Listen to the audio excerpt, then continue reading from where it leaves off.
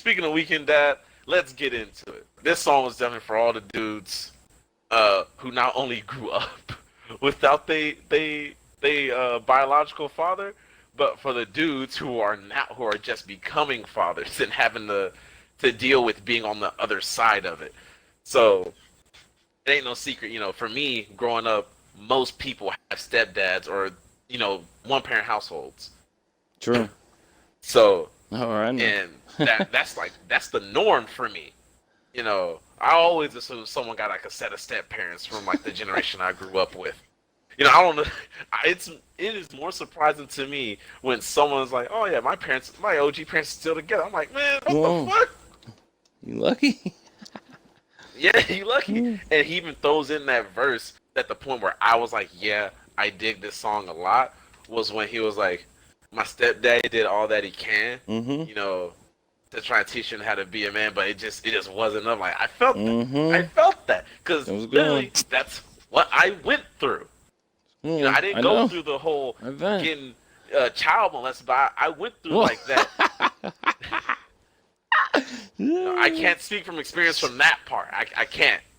But with like the whole like, hey, your OG dad ain't here, but like you had like another dude try and step in and fill that role, but it just didn't feel right. It didn't feel like natural because you already had that role. You had to like kind of delete that, and you got your mom trying to shape your views of that person as well. It's a complex situation, but he phrases it perfectly. But then he puts himself on the other side of the situation of being the dad that's not there, who can only see his kid, on the weekends, and, and how much he wants to see his kid. And like he even says it, your mom has you, and like that's the real blessing. Your mom has Nailed you it. for the week.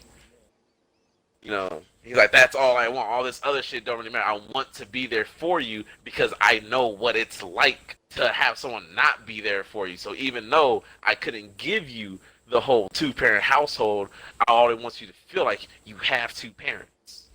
So Weekend Dad, great song. Absolutely great. So it's Weekend Dad, like a wounded dad, also. Yeah. Double entendre. So it's deep. There's a Steve Nash reference. That verse 3 beat Oh yeah, even I'm and playing on tone this court, switch. but I told it like Steve. Oh, that line was fire. Yeah, I know, man. You need a Steve Nash. What'd you think of that verse 3 though, where the beat switches and everything, and the whole tone, and the bass come in? Well, to your point, I like it because it fits the whole story of the song. Where it's starting off with all the slow and stuff, and then all of a sudden, it's all optimism. slow and it's sad. Yeah, he tries to bring that. Like I said, He gets that he power can't back. Give his Whoa. And by the way, we like you said, Weekend Dad, he's wounded, came back from the war zone, had to grab the dog tags. He wanted to go AWOL. Like, damn, you killing it, bro. That's a good fucking point. Nice. Let's get into another one. No, I'm not done, faggot. Oh, you're not? Damn. Go ahead. No, you keep talking so much, man. I don't get a chance to tell you the truth. I'm sorry. You got the epic. There's an epic rhyme scheme in it where it goes, the system stems from separating seeds. Like when the weed is trash, I tend to CBDs. Bro, I was like, woo, damn. Not only is that that's for all the 420 boys out there. That shit is. It can't be more true. Eat your heart out. It is eat your. Because a big thing, in the black community is, and it's not a coincidence that earlier I said most of my friends growing up had split parents because the system designs it, whether it be to shit like the war on drugs, where not only does the government make fucking crack cocaine and give it to black people, now they're going to imprison them for it because they can't just say we hate black people, but they can say we hate drugs. Because the system is built to, especially like when it comes, it's built to oppress black people or help minorities in general. Well, and the poor. The modern era, it switches. Like if Kanye And was the only right point. about like one thing, it's not racism, it's classism. It's the only thing he got Yeah. right. It And switched. It switched at some point in time, just like everything else switches always. Also, don't forget, it's also when the weed is trash, I tend to CBDs, meaning there's not a lot of THC, but you at least still getting that CBD, so it's still helping you a little bit. So that's some like fucking pharmacist like bars in here, like fucking guru, like hey, here's some knowing wisdom his though. shit about the Yeah, plant. like it's like damn. I was like, cause I thought about that too, cause I just got some bunk stuff too, like that kind of stuff, and I was like, at least there's some CBD, at least I hope. That CBD bar, it keeps going though. There's more to that scheme too. That was just what I want to write down. I don't want to spoil all of it actually. So there's more to that scheme I think is really top tier that needs to be listened to. That's why I mentioned it type of shit.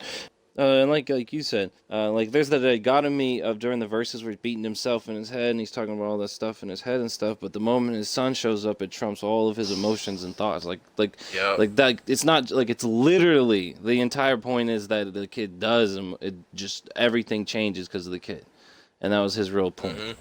And that's how a real that's that's how a real father should feel. So you know. Yeah, cause I had this moment today where looked at my son and he smiled and I laughed and then he laughed and I was like, bro, there's something special about literally looking at a human and be like, you have not done a single wrong thing in your entire fucking life. Whoa, that's how you judge them based on what they've done wrong and right? Or just No, but it's they've like he's not so done. innocent, like he doesn't care about anything, man. But like that's my fucking dude, though. What about the animals? They're not the same. Yeah, You like my carry animals are cool, resentment towards but them. the whole thing with the animals, like, yeah, the animals are cool, but the animals still shit where they're not supposed to shit. My son ain't shit on the floor yet. Whoa. Yep, being the key word. And, fucking, the whole thing in my house is like, yo, ask if any, like, there was a goon coming through my shit, and his goal was to kill every living thing in the house, like, Axios dies last. You know, everybody in Come the on. house is dying This before music's him, getting and to you, I'm man. dying first. Come on. You know, like, Jeez. if you want to do it, you gonna have to kill me first, and I ain't going down easy. This ain't getting any time I'll- short. I'll- This is a book club. It's a podcast. There ain't gonna be no videos. It's a podcast. Fuck that. It's a podcast. I'm not editing shit. You heard it all. I'll edit some of it to make it more appealing. Fuck it, we'll I'm do it lying. live. Yeah, fuck it. We'll do it semi-live. I'm gonna fuck with it. I'm editing some of it. It has to be the book club. I was right about that. A parent absence. A parent's absence. You know, let's go ahead and just break that down first. You hear it in the chorus. Where was my mom? Where was my dad? This goes into the weekend dad thing. You know, let's break it down even further. When you split households, you not only do like you take away part of like the dichotomy of like taking the stable best household. of both worlds, you know, Yeah, a stable and household. and the Now stable you open household. yourself up to more strangers.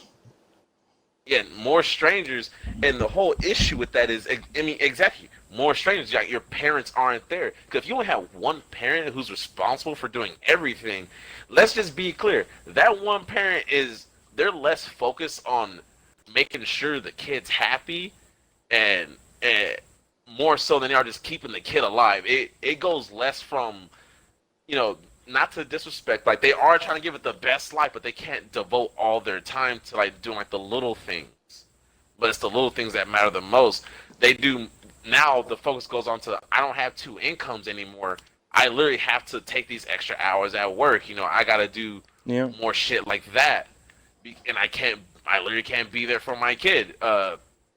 Whenever my mom and my dad split, there was literally a fucking, like, there was just times where my mom just wasn't home, like, or we would barely fucking talk, like, at all, because she had shit to do. She was always tired. So it wasn't about, like, hey, son, are you okay? It was like, hey, I gotta go to work in the morning, make sure you keep getting fed, and make sure, like, you have everything you need to survive as comfortably as possible. But all, like, the little stuff, you don't have that no more. I didn't have, like, the talks. Big thing, I didn't play sports anymore. And sports were a big part of my life before then. So, you know, shit like that. Back in the good old days. Yeah. Yeah, healthy lane. And by the way, didn't start sports again until I met my stepdad, and that was a big part of my fucking personality. Was just I just love football. You know, I played a shit ton of everything. Mm. Go ahead. What's your take on it? Got a nasty beat. There is a Citizen Cope penitentiary song reference in it. You gotta check that out. That was interesting. It's got a go hard kind of verses. He rips the beat, by the way. He's fucking murdered it. Bars Yeah. and flow on this Sauce one. But down. it's insanely dark subject matter though. Like it's crazy. Yeah, and he talks a lot about when he touched on it in Weekend Dad, like the child molestation. He goes full on into the subject. Like he dipped a toe in the previous song. Now he jumped in the pool with it, where he was talking about, Whoa. you know, not only where he said like the statistics. I think it was like 1 in 5 girls, 1 in 20 boys. And he was like, if you think that's a scary statistic, think on it. You know, how many people are around them that are attracted to them like that. You know, so if my son knows 20 adults, you know, chances are one of those adults is a fuckhead, and that puts it on like way more perspective, and it's even more horrifying for girls. Like that was where the song got real dark. And To me, just because the subject, I think this is the darkest song. and also the outro, it's a reference to a 2002 Nas song, which was aimed at the youth. This comes for courtesy of Rap Genius, the reference, but it looks like it's a trustworthy source. Nas's lyric was "Save the music, y'all," and that was times 5. It was said over and over again until the end, where the final one was "Save the music." And so my thing was, my thing is so 18 years later, ISO switched it back though. Because now it's save the children, and he says that save the children, y'all, and he says that 4 times, and like that's the new emphasis is saving the children because of the subject matter of this song and the previous song. So some real deep cuts. Like I said, man, there's a deep cut to Tech 9. There's a deep cut right here. Kind of some real deep, deep stuff. Fucking power just like semi flash, man. They on to us, Bruce. This shit great, man. It's out, man.